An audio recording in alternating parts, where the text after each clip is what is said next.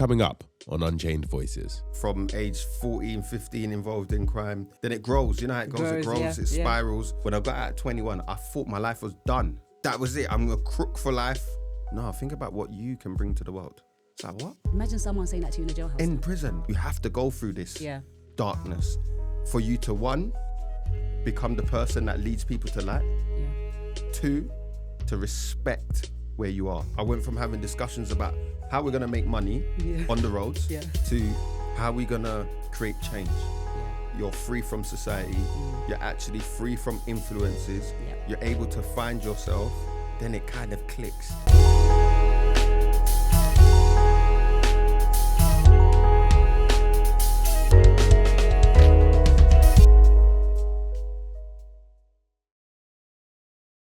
Yes, peoples, it's your girl, Lady Unchained, and this is the Unchained Voices podcast, talking all things creative and, of course, talking about the criminal justice system.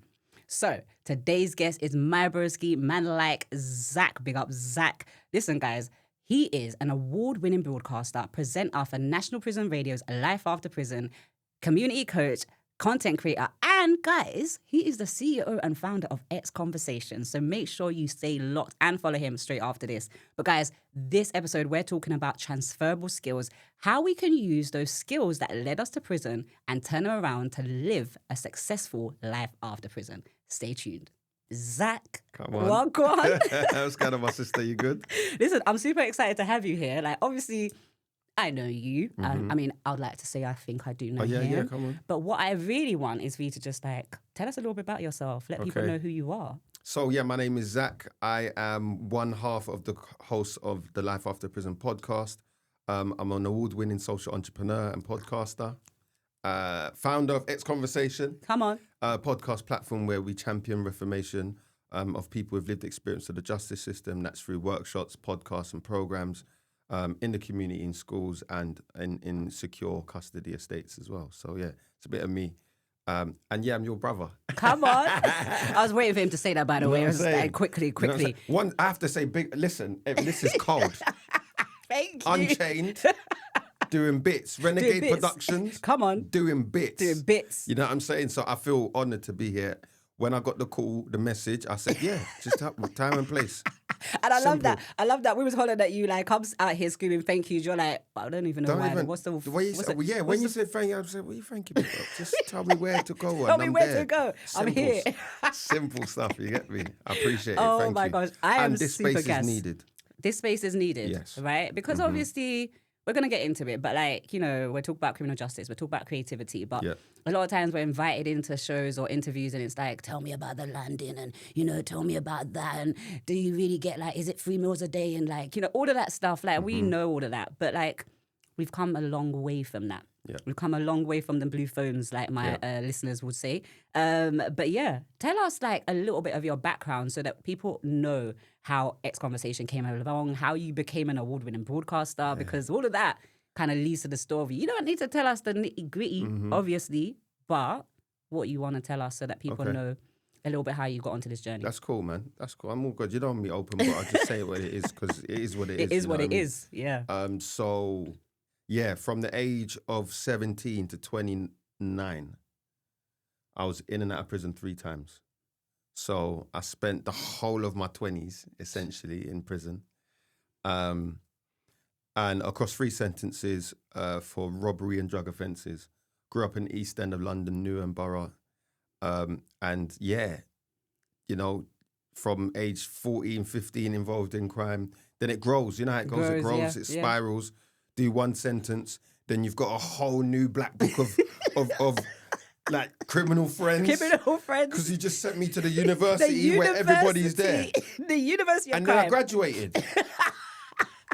To new crimes. Graduated, you know what I'm saying? And then, you graduate, you get a certain gown and cap for a certain degree. Yeah. So then I've gone back for another one. Do you get what I'm saying? Gone back for another one. And what the scary thing is, it wasn't until the 3rd prison sentence where I was like, you know what, we can do so much better. So much more. And what I realized is obviously learning, growing and maturing, it's crazy because you know how prison is. Obviously, we have time. And you see, when you're in that time, where you're free from society, you're actually free from influences, you're able to find yourself, know a bit more about who you are, what you want to do, where you want to go, then it kind of clicks. But like out here, life moves so fast and there's so many external influences and forces on you. It's hard to develop in a way that's beneficial. Or for me anyway, I'm just talking for myself. So in that time in prison, I was able to really think, contemplate, and I went from having discussions about how we're going to make money on the roads to how we're going to create change. And it was through those conversations that XConversation came about.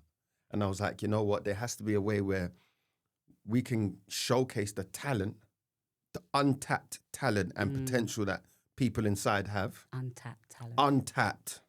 Because there was footballers, DJs, drummers, comedians, actors, dancers. You know what I'm saying? The whole range. Everyone's there. Everyone. Artists. Like you want a birthday card with a photograph of your peoples, someone's drawing Making that from scratch. From scratch. By eye. By eye. Because ain't nothing to trace with. Ain't nothing. Do you know what I'm saying? Like, so. The talent is real. We have to, there's a way we can showcase that, highlight that, but at the same time, use that as a deterrent for the younger generation or the next generation to understand you can learn from our mistakes. So you don't have to go there.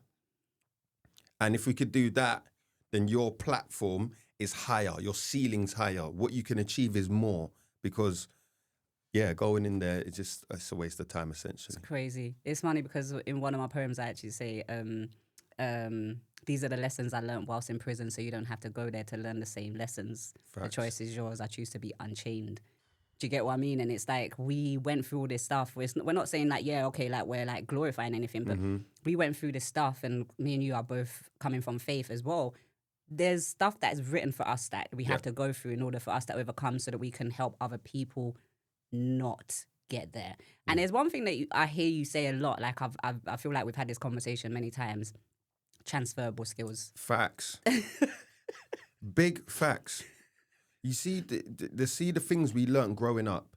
Like we were just having a talk about the rites of passage.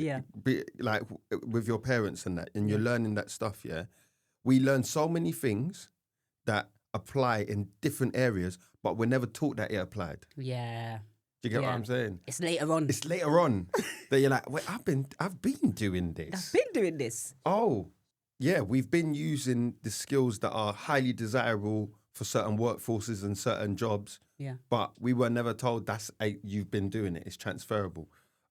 So one thing I'm really passionate about is allowing people to understand you've got so many skills that you've picked up, but you've been utilizing in the wrong way. In the wrong way. If you channel it in the right way, you can build a career, you can build a business, you can build something for yourself that no one can take away from you. No police, no HMRC, no judge, no roadman. You know what I mean? It's yours. It's yours. And the energy you put into it is what you're going to get from it. You know what I'm saying? And it's yours. So you can decide exactly how big, how successful, how well it goes. Broski, you know, I can just sit here and just literally just not even say nothing and just listen to you talking. Because that's literally the truth. I think me and you both, the work that we're doing just kind of relates back to the young people and making sure that they see a different journey. One thing that I would say is like a lot of times prison is described as some kind of like boot camp or holiday camp. It's just like, you know, sometimes when you're younger, like you said, you went in, graduated, had to go back, graduate again. You get it? Like when you're younger, the things are different because, you know, you're with your friends or not with your friends. You make new friends, you learn new things. But actually, there's things that we go through during that time that actually can teach us how to stay away from certain people. Oh, yes. Right? Because you're in this place where everybody's there. Yes. Everybody's there. There's no control of, do you get what I'm saying? Like, so you learn and meet every single person that you can possibly meet. People that you probably wouldn't even, on the roadside. You wouldn't speak to. We won't even talk. But that's the beauty. There's a beauty in that. Because I learned how to speak to everyone. Everyone from different walks of life, and we're just people. We're just ordinary people. We're just ordinary people. You know what I'm saying? We are 100%. And in prison, you have no choice but to be your authentic self. Yeah. Because the cracks will show if you're putting on a facade or whatever, and you're stripped to your bare, whatever you have, and we're all in the same boat. Yep. So, yeah, I found that really profound. But to your point, if you can stay away from drama and trouble in prison, you can definitely do it on the road. 100%, definitely do it out 100%. here. It's easier because you've learned how to do it in a place that everything is, what's that word? It's magnified. Everything's heightened. Yeah. You know. Yeah, one small thing is massive in jail. Yeah, something that wouldn't bother you out here, but it's huge. And if you can navigate that in prison, you can definitely live a successful life after prison, without a doubt. Yeah. Life after prison, and let's talk about that. That's why you're award-winning, you know. Let's talk about that. That's why you're award-winning. You are an incredible podcaster, award-winning podcaster, and hashtag Life After Prison. Big up, girl like Jules. You're coming on next. Yeah. Talk to us about that. Like, how did that even come around? So you were part of that as well, though. You know what I'm saying? So there was the National Prison Radio, the Prison Radio Association, wanting to create a podcast, almost to support or continue the support of the prison radio, National Prison Radio. And one of my mates did some work with Arthur. Yep. Yeah. Big up Arthur 10 times, Big up man. Arthur. Genius. The guy's a genius. Legend. Yeah. And he was like, bro, Prison Radio want to do a podcast? Apply for it. I'm sending you a link. You get me? That's all he said to me. I was like, all right, cool, fair enough. Yeah. So I checked it out and I was like, cool, sent the video. And then we got to the face-to-face where they wanted to do sound testing. So I met you and I met Jules. And I believe there was meant to be another person, but they never turned up. Nothing. So sorry. Yeah, sorry. Yeah, sorry. For real. For real. For real. And long day. Yeah, it was great. Great chemistry. We'll talk. And then next thing you know, boom, podcast is here. And I think you were one of our first guests. Do you know what? And I was wearing the same jumper. So if you see it, Unchained, obviously. Yeah. But what's funny is that, like, before we even get into me being one of your guests, I remember going to the Arias, the Oscars of radio, if you don't know what it is. And I remember saying to you and Jules, you guys are next. Listen, I say this every time when I'm speaking with Becky, Beth, Jules, the team, the Life After Prison team, and Malik as well, in the newest edition. Big up Malik. Big up Malik. I'm like, we went to the first Arias and Brenda was like, you're sitting behind us, innit? Yeah. Brenda over the shoulder said, don't worry, you two are going to be winners next year. You spoke it. Yeah. And I was like, nah, man. Yeah, but you're just being like, nice. You know when you're just like, she's just being nice. But then the next year, you're the loudest voice. Yeah. Do you get what I'm saying? So, like, it's beautiful. And the thing that, and this is why, you're always going to be a winner. Always going to be a winner because you champion people. You know what I'm saying? This is what we're meant to be doing. But you know, some people do it from, like, you know what I mean? Yours is genuine. That's what I'm saying. They do it because they expect something back. Like, it's like there's that was genuine. No, so you see, when you win, I'm jumping because I feel like I've won. That's you know what I'm saying? And I feel like that's why we're good at what we're doing, because we're not just about us winning. Yeah. We're trying to make sure everyone wins. Of course. Do you understand? We're trying to make sure that everyone finds that skill that they didn't know they had, so that they can reach out to other people. But not only just reach out to other people, grow in that process. Facts. And that is why I feel like what we're doing makes sense. And this is why we're doing this podcast, because I feel like there's a lot of us doing amazing things. There's a lot of us that's been doing amazing things for years, actually. But we don't get to sit in those conversations where it should be us having these conversations. A lot of people are talking about our people, our journeys, and, you know, things that can happen through our journeys, but they're not talking to us, the people that's been through it, the people that have the actual experience to talk about it. And also, not just that, somebody that is going through it right now needs to hear us say it. Because they're going to be like, oh, so my man works a 9 to 5 in the office here and he's telling me I can get it. They're going to be like, nah.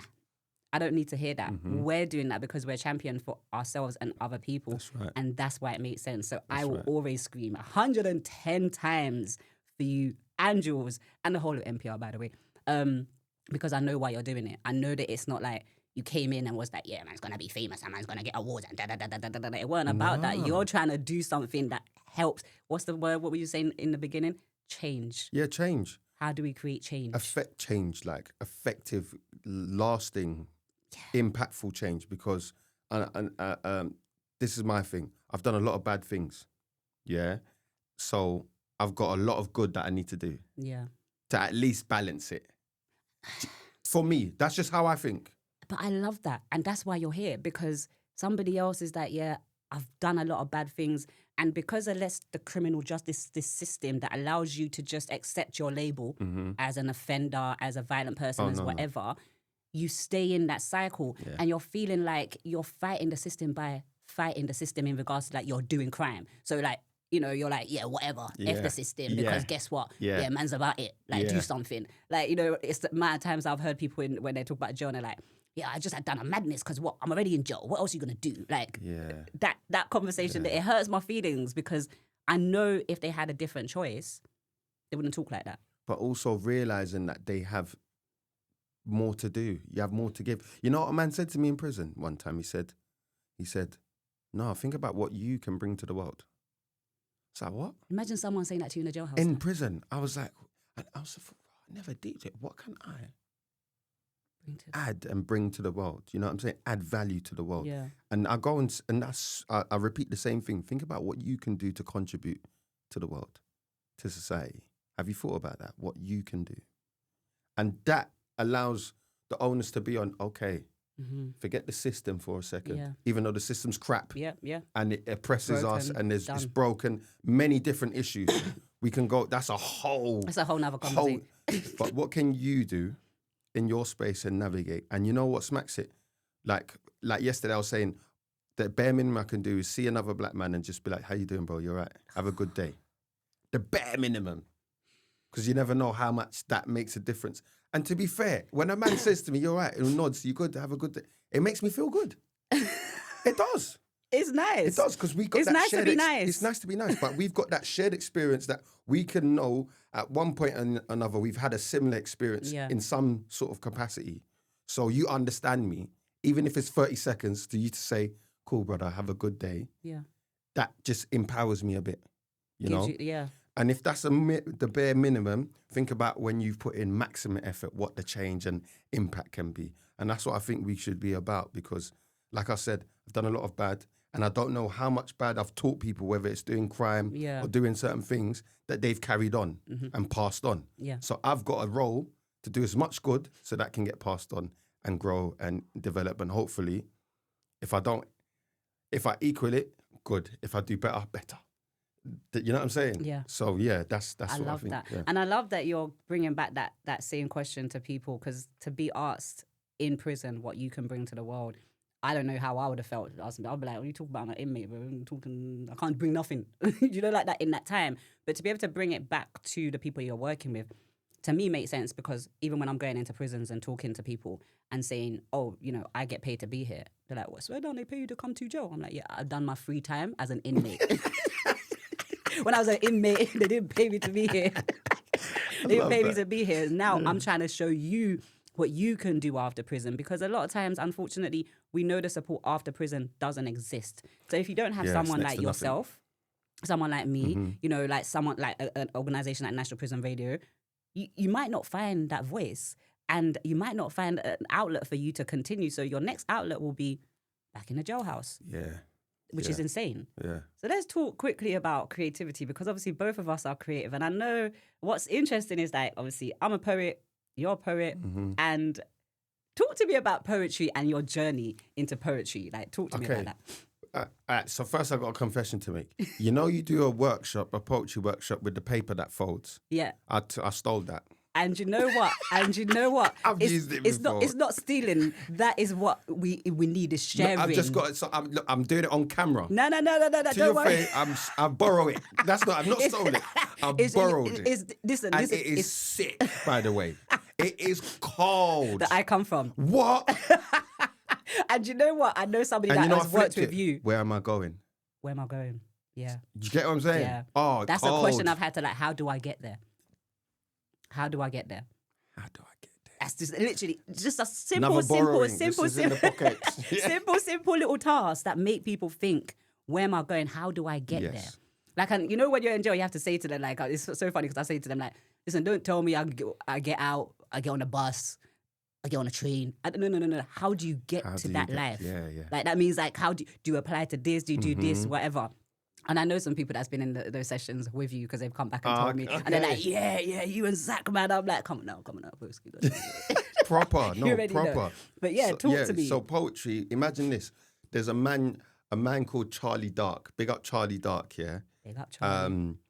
He came to my school and they were like, yeah, we're going to start poetry classes. So it was they came to our English classes really and was like, you guys interested in poetry? I said, all right, let's have a go. Let's have a look. And he performed a poem. And I was like, that wasn't like, like your typical roses are red, violets are blue. Like, your rhyming pattern. It wasn't that. He was talking about stuff. I was like, he said something about going to carnival and the speakers breathed on me. I said, whoa, yo, speakers breathe. Yeah. Never thought of it like that. Do you get what I'm saying? So I was like, yeah, poetry's cold. I like this. And what we did is, with my school, we entered like a London competition and we won. Mad. When we won that, so we had a poem that the poem was about culture and about growing up in East London. And we had a line in it that was repeated. So it was like a call and response. Yeah. So it was, I wipe my feet on the face of tradition, leave plaster on the carpet, step inside, and I smile. And then everyone goes into their individual piece. Yo, the roof went off. Anyway, so we were out 14 and 15 and we won a competition. We won that competition and the prize was to go to Chicago, aka the birthplace of spoken word. Come on now. To like experience the culture and all that. And that, I got a real education in poetry, rhyming schemes, patterns, phonetics, cadence, all of these things. And I was like, the limit to poetry and the skill sets you can build, it made me love books. Yeah. Because you would read, Yeah. it made me look at art and music and rap differently. Yeah. Skillful. You see poetry, yeah? There's you see if you got music, cool, you can rely on music. Yeah. But you see when it's your voice and it's your words and it's your power and there's a difference to it. Difference. There's no disrespect to musicians and artists. That's we ain't cool. trying to disrespect anybody. You see, if you're doing poetry and it's just you and a microphone, Yeah. that's a different level of skill. It's an intimate thing as well. Intimate. And the thing with poetry is, it's yours. Your way, your interpretation. Someone will get it. Yeah. If nobody gets it, you get it. Not everything we write is for other people. That's Sometimes right. it's just for us. That's right. And so I think poetry is such an amazing, powerful tool. And even in prison, it's such a powerful outlet. When in the place where you may feel like you don't have the power necessarily to make decisions or change your current situation, you can express yourself and create a whole new experience through your words. Yeah. Like I had a poem I wrote and I was like, one of the lines in prison was, sometimes I feel trapped and my words become a prison. But when I flip it, then the words become a kingdom. But when I flip it, the words become something. And I was like, yeah. Well, I don't have to be imprisoned by my words. Yeah. I can build a palace with them. Crazy. Do you get what I'm saying? So they become a kingdom. And I was just like, with words and poetry, it's so powerful. You know what I mean? Words are powerful. Yeah. Words are powerful. Called spelling. You are spelling. Yep. Yep. Right. Speaking into existence. Like when I said use that one next and use that one next. Power. It's just that Power. The Unchained Voices podcast is funded by Bobab. And if you'd like to support us and our mission, just get in touch. Our email is info@unchained.org.uk. We would love to collaborate with you. And I just feel like, and I love when you touched on the fact of the prison element and that being an outlet, because I think that a lot of people, especially we know our listeners, especially on Free Flow, we get people involved writing bars and stuff. But it's a place where obviously we know in prison you don't want to say too much. Mm-hmm. You don't want to say too much. Someone might think, oh, this is soft, oh, this is very emotional, bro. Like I hid my writing. Why? While I was in prison. Like I didn't want nobody to know Why? what I was. To be honest with you, some of the stuff I was writing was just, they probably would have taken me to the block or section. Section this one, like she needs real help, like Joe, do you get it? So it was like a lot of times, that's why I say a lot of the times we write, not everything is for sharing. Facts. Because for me, it was like, you know, there's the common things of like, that officer might be racist. I think they are racist. You know, because before prison, it's not that I didn't know racism existed. It's magnified. You see it. It's different. Yeah. It's kind of like a shock to the system. Like, oh, you really don't like me because of my skin? Oh, that officer's racist. They really are it. Because at first it starts as questions like, I think that officer might be racist. You know, because you're questioning They're it. definitely racist. And then at the end of it is like capitals. They are definitely racist. Officer thingy. So it's like an outlet that people don't get to especially experience on the outside because, like we said, outside, who's got time? Yeah. You're literally like, everything's got to go. You need to make the money. You need to pay your bills. You need to do whatever. Like, one thing I always mention about prison experience is that when you leave jail, so when you're in jail, you get the letters, right? Them letters, you get the cards from your family, like, you know, loved ones, and little, like, even sometimes you get like a nice little letter from an officer that's like, oh, you know, you've done well. But you see, on the roads, yeah, when you get that post, you don't want to open that post. That is bills galore. Like, I remember getting out going, raw, like, you know, opening the first letter and I was like, oh, how much money? Like, I hadn't even been on the road for like a month. Getting the council tax. This one, that one. Everything, applying for that. But obviously it's crazy because me and you kind of come from that journey where it's like the darkest times of our lives is that's where we were. But now we're here doing this kind of stuff. Yeah. XConversations now. Like Unchained. Come on. Like, and look at the names as well that we chose. Do you get what I mean? Something for me that I always find interesting is like, how come it's always the people that's been through the darkest times, the darkest moments that come and do the most incredible things? You know what? Yeah, I've got this phrase, and I don't know how I came across it, but what I've noticed is that in moments of difficulty and turmoil and challenge, you're being primed and prepped for greatness.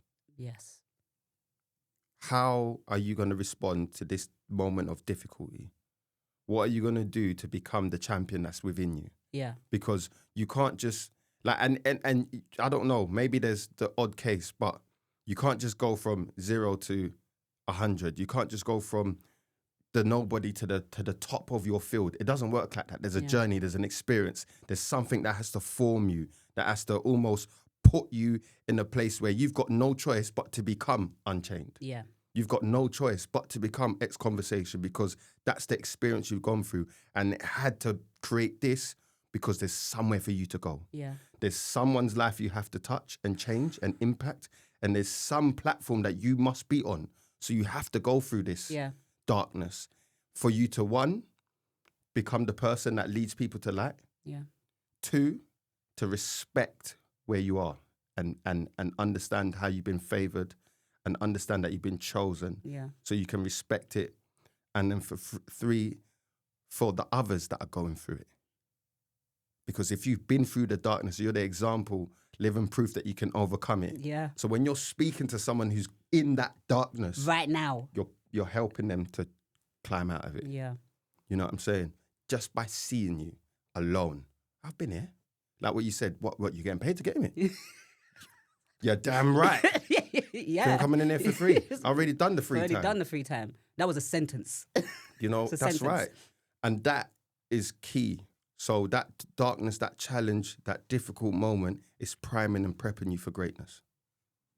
I love that. That is literally my journey. And that's literally what I believe, like, because I honestly always say I was meant to go to jail. Not because I was like a mad person or mad, like, crazy lady or whatever.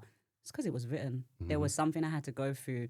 And I think even being 21, getting sent to jail and then meeting other young girls who are like 16, like, I couldn't believe it. I literally was like, what do you mean this little 16-year-old girl is in jail? Like, what are you... To be honest, I was probably like everybody else on the roads before jail, like, must be like a little holiday camp. Must be like a little, like, you know, probably thought, I think they was probably thought I was going to have like little bed, like, you know, bunk beds with like a little room with maybe about 6 of us. No, this is real jail. Holloway. This is real people in prison. And when you realise that and you realise actually, them films be lying to us, like everything is not how they say it in the films. The films, yeah, and that's why, and that's why some things are like what you said in the beginning, that they want to know, oh, is it like this, is it like that? Because it's like, sensationalized. That's the word. You know what I mean? People see it as a, like, I don't know, like it's a fantasy or like fantasy world. I feel like that's, do you know what I'm saying? I feel like it's true. So it's kind of like, nah, this is real people's experiences. And it's not a bed of roses and PlayStation 5 and McDonald's, like what people, nonsense. It's what I say to people, we're not out here having pillow fights in the jail, like, oh, it's not a slumber party. Yeah, it's not. This is real life. What I mean? It's real life. And those experiences can affect you. And there's some people that, sad to say, they're never the same after. No. I think I'm not the same. I think I lost a part of me in prison, if I'm honest. I love that you said that. I love that you said that, because one thing that I found very interesting is like when people talk about prison, sometimes they kind of like downplay the realities of the darkness and the loneliness and that part of you that you lose. I think like, even in another poem, I actually say I left a piece of me on that stand, because I like that sentence, like as soon as the judge said 2.5 pow, like nothing else. Do you get it? Like I felt me leaving me on the stand. And it was like another part of me walked down those stairs and began that sentence. And the person that came out is Lady Unchained. I hear you. Do you understand what I'm saying? Yeah. So I left B at the stand. I left a little young, everything is like innocent person. I went into the jailhouse. I became this woman, this girl that is like confused about life. Yeah. Questioning this new world that I'm in. And then Lady Unchained was born through that struggle. She was born, even though I didn't know she existed at the time, she was born through the struggle to make me understand and believe that actually you might need to help that little 16-year-old girl when she gets out, you know, because she might not have the right support when she gets out, or she might get back with her boyfriend who brought her in here in the first place, and then now she's back in jail. Yeah. Do you understand? So there's these realities of that. People don't know the realities of prison, so they rely on TV, they rely on the media, what they say, they rely on that, and this is my whole issue of the prison system. We know it exists and we know it's there, but no one knows the actual realities of it. You don't know. And the worst thing is about I understand the public not knowing, because the public only are getting what's given to them. Yeah, through the media and whatnot. And those sources all have agendas and things they're pushing anyway. But the worst thing for me is the not knowing is the people that make decisions about the prisons, how it's run, how it's going to affect people's lives, but you've never stepped foot in there. Never stepped foot in there. That doesn't make any... It's like asking me to be a football manager, but not come to the game. But tell the players exactly what to do. Yeah. Don't come to training, but this is what you're going to do and this is how you're going to win. Excuse me? Does that make sense? In no profession in the world could I call an executive chef from another country to tell me how to run this kitchen. Yeah, no. Have you been here? Have you seen it? Do you know the staff? Do you know do you get what equipment do you have in, like? But you're gonna write the whole policy and everything for me to do, and then stand and say, "Well, why is it not working?" Huh? So for me, that's the thing that baffles me the most with the system. There's elements of it that people make decisions, but you've never stepped foot in it. You've never seen it. You never spoke to the people that are running it on the ground. You ain't spoke to the people that are living there. Yeah. The people that are it baffles me. It's crazy. And how do you think we would get to those people that actually are? Because I think obviously me and you go to certain events and meetings, and we are allowed into these spaces to have that conversation. But how do we get other people like us that are trying? Like, I guess they're doing exactly what we're doing, but they just don't know that these events happen. They don't know that these things are happening. How do we get them to be in the spaces to have these conversations that affects those policymakers, those change makers? Great question. If we had the magic answer, we'd solve a lot of issues. But what I truly believe is, it's a shame, but it's until the system affects you personally, you don't really care. You don't really care. Or it's not a priority. And that's okay. Until it affects you. Until it affects you. Whether that's through a loved one, a close friend, or something in your world, someone's affected by it, and then you think, wow, I never knew it was like this. Yeah. That's cool. But for people like us, or me anyway, I could see how the system was affecting people before I even entered it. So I knew there was something wrong with it in the first place. So what I'd say is there needs to be more collaboration. So people... like, for example, if I know someone's going to benefit from Unchained, I'm not going to stop you. I'm not going to not connect you. Yeah. or you know what I'm saying, or connect you with yeah. someone, I think, oh, yes, it'll be good for you to, you know what I'm saying? So, because it benefits change. It benefits us as a whole. Yeah. Do you get what I'm saying? So I think we need more collaboration. Yeah. We need to be brave and bold in these spaces. When we get the opportunity to be in these spaces, to be brave and bold and say what needs to be said, and do it in a way that it's received. Because we can go in there and say, oh, you lot, they're not going to receive that well. Yeah. Do it in a way that they can receive it, hear it, and feel it, so they are compelled to make that change. Yeah. Especially if they got the power. And thirdly, speak. Express yourself. Speak about your experiences in a way that's good for you. Yeah. In a way that safe. Yeah. Exactly. Because I think the more we have these conversations, the more that people see and hear and understand, then that shifts the mindset. Mm-hmm. That changes the narrative. So when they see something on the news, they'll be like, all right. So-and-so that I know has said something totally opposite of that, so I'm not buying that. Yeah. Maybe we need a better policy. Maybe we can do this. Maybe we can do that.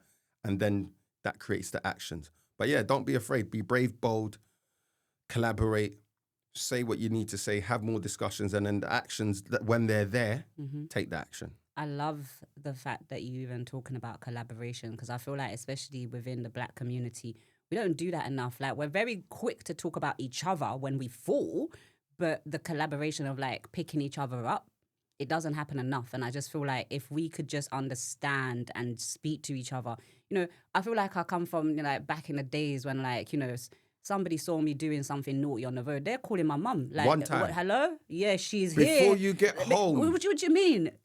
Mum's waiting for you. She's waiting for you, ready. So where you been? So where did you go? Yeah. When your eye going, I was at school.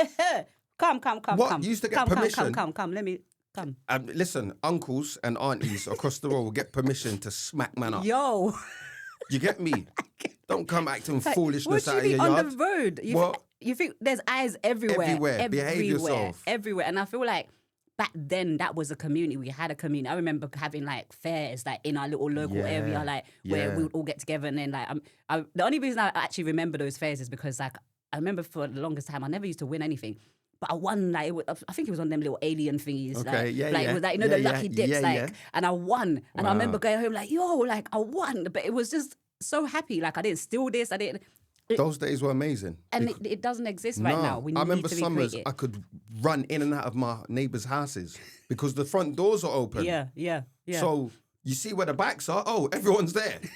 Straight upstairs, everyone's playing computer. Then we're going to ride bikes. Then, you know what I mean? In and out of everyone's, like, those days, you can't beat them, man. You can't beat them. Yeah, you can't beat them. But it's a different time now. It's a different time, different space. But I think if we can use those experiences for this generation, I think we can create different perspectives and help them see a better, balanced worldview. And I feel like with all, like, I mean, obviously, Black community, we love you. We need you to be more involved in these conversations. But you know what? One thing that's happened to me that I, till this day, will never forget. I went to an event and I performed my poetry. And it was my boy, Jeremy, big up Jeremy. It was a charity event. And same time, that same thing, I told my story, recited my poetry. And I went outside for a quick cigarette. And this lady came up to me and she said, thank you. Which to me, I'm like, thank you for coming, you know. And she's like, no, thank you. And I was like, okay. You know when you have to just accept the thank you. I'm like, okay, thank you. And she went, I don't think you understand. You taught me what white privilege is. I only used to read about in the newspapers. Oh, it's always one of those communities or that community. But I realized that if I had committed the same crime as you, I probably wouldn't have gone to jail. And that hit me because for a long time when I used to perform my poetry, at first I'd be like, I'm so sorry, guys, if I offend anybody, no offense. I love all people. People, I care about you all. Not a racist. Disclaimers. Disclaimers real quick. And I had to do that. But then I stayed away from apologizing for my truth. And it's just literally having those conversations. Sometimes, yes, I do come across quite vulnerable in my poetry, but it's because I was in a vulnerable place in those times. And like you said, there's still people in those vulnerable places. So how do we have those conversations and allow them to understand that it's not just me. Unchained is not just my platform. It's a platform for all of us. All of us that are going through darkness. All of us that have been through the criminal justice system. This is your chance to tell your truth in a way that the judge probably didn't allow you to. The media probably didn't tell your story properly. Your family that started talking madness about your mom didn't say anything. Do you understand? They just said what they think is best and how it works. And that news continues to grow. So now we're having these kind of conversations. It's like, actually, hold on. Got these two black people just sitting on with microphones and just talking, and all they did was go to the jailhouse. Like, sometimes I feel like that when we go to the awards, I'm like, swear down, you lot went and done some this qualification, that qualification. We went to the jailhouse. And we got out and stayed out. That's right. And now we're winning awards. And the beauty, you know what? The beauty of it is because the PRA has been multi-award winning as a collective, it's respected in the industry. Yeah. So when you're meeting this one from Radio 1 Extra, this one from Kiss, this one from here, there, and they're like, oh, what, Prison Radio, swear that. I'm like, yeah, I deserve to be here too. You know them way there? We just, yeah. Thank like, you very you much. rate our thing. Mad. We rate your thing, though. When we was in the jailhouse, we rated your thing. Trying to press record on the You on the rate tape. our thing. Safe. I deserve to be here. I deserve to be here. You know what I'm saying? We're doing something and we're respected by our peers in the industry. So, yeah, I think that is empowering. You know what I'm saying? That is beautiful. Multi-award winning aria. Like, that's the Oscars. That's the Oscars of radio. How do you go from being a prison number to an award like... Because you're unchained.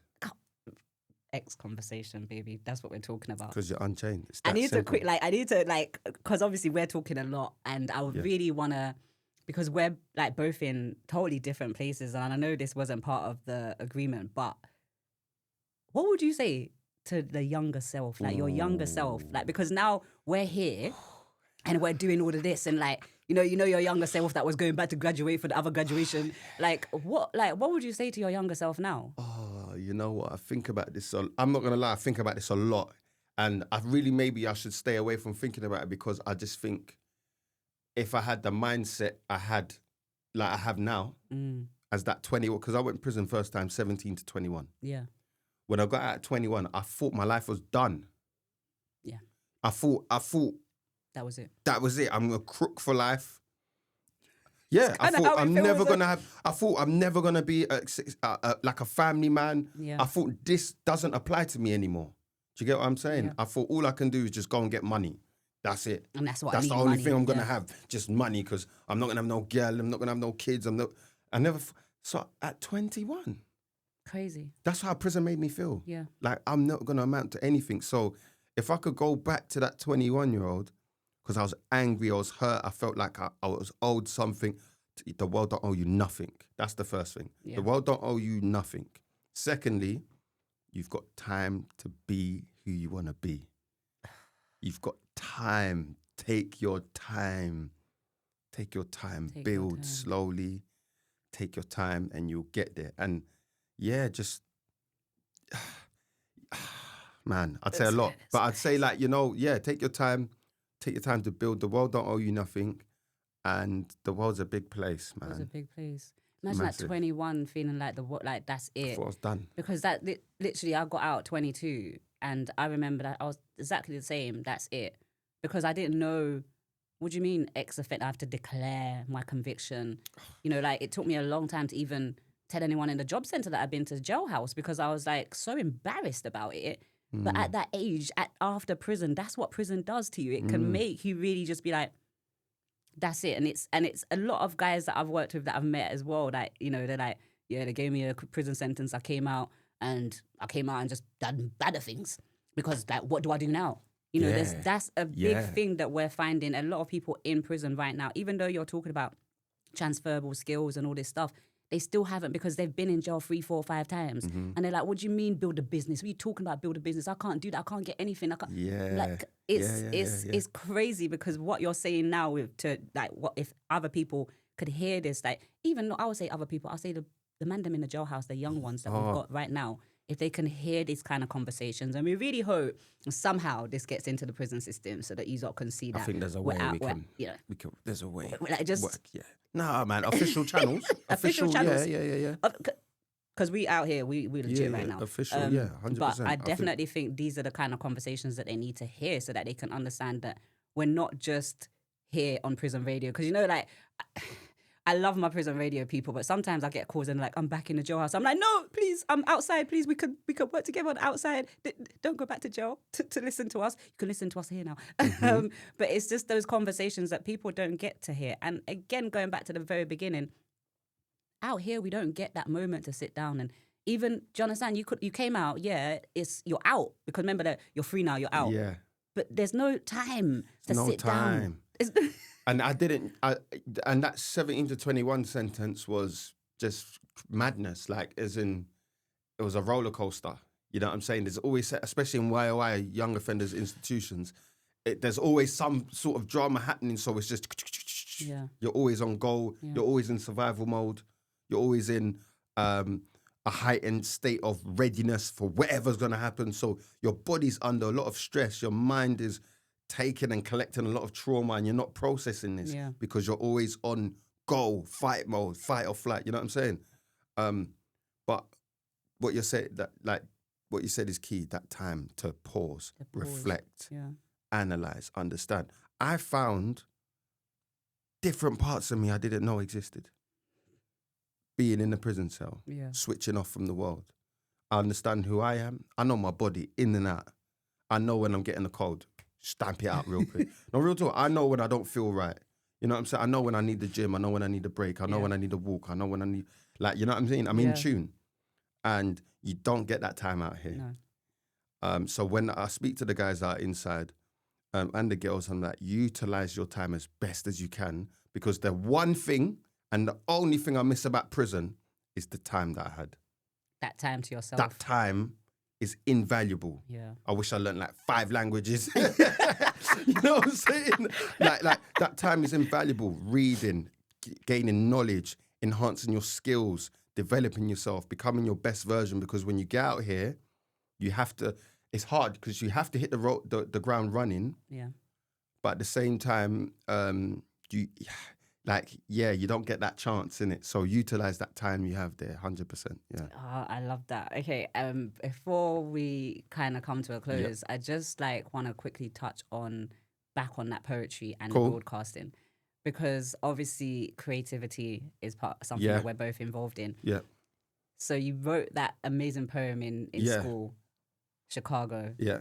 How has that creativity and writing poetry helped you in your journey into broadcasting? Oh, massively, because it allows me to, firstly, to be able to separate myself from my work. Like, I don't mind people criticizing me. Criticize my work. Yeah. Because for me, if I put something out there, like even poetry, and I perform it, it's out there now. It's out there, yeah. Say what you want to say about the poetry, and I can keep moving. So that it's allowed me to develop that kind of barrier, so I'm not affected by things too tough. But also, it helped me with my speaking, helped me with articulating myself, finding the right way to say things that it will reach and hit and touch an audience. Rhythm, cadence. Sometimes you could pause. Just a little. Yeah. Just take it in a second. And continue, all of those little things that you learn. And it's helped me develop. It helped me develop as a speaker, as a broadcaster, as a podcaster. But I think the poetry element is forever creative. You're always learning, how do I say something in a new way that is more powerful and impactful? Always refining, finding a new way to say it, a better way. Sometimes a simpler way. A simpler way. I love that. Yeah. I bet you didn't know you was going to get some broadcasting training today, boy. Make sure you get out us. Yeah. But, of course, Zach, obviously, I can literally sit here and talk to you forever. I feel like every single guest we're going to have on here is going to be okay, cut somebody. Wait. Editors, because poor editors, big up you, man, because there's a lot to go through. But, of course, talk about the criminal justice system again.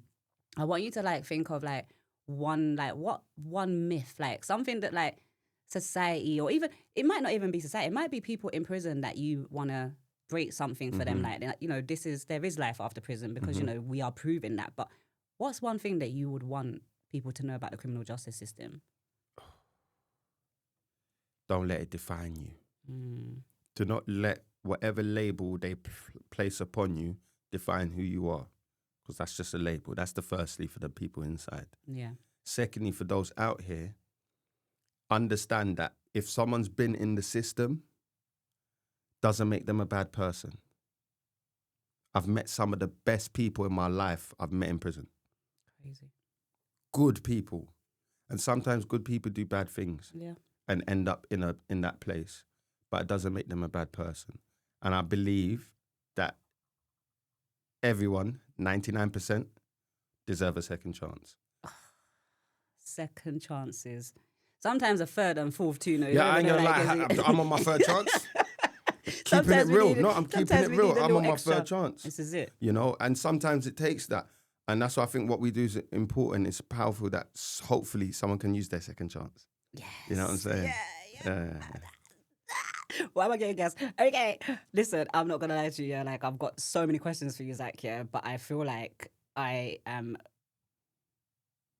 Are we okay with time? No. Okay, cool. Okay, all right. I feel like I could talk to you for another 24 hours, to be honest. And yes, I said 24 hours. I don't know how to count. But obviously, you have been an amazing guest.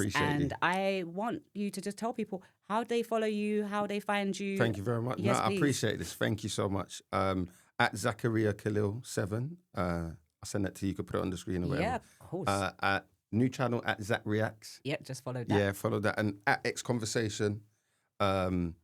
And also, at After Prison Pod. So check all them out. Message me. Out.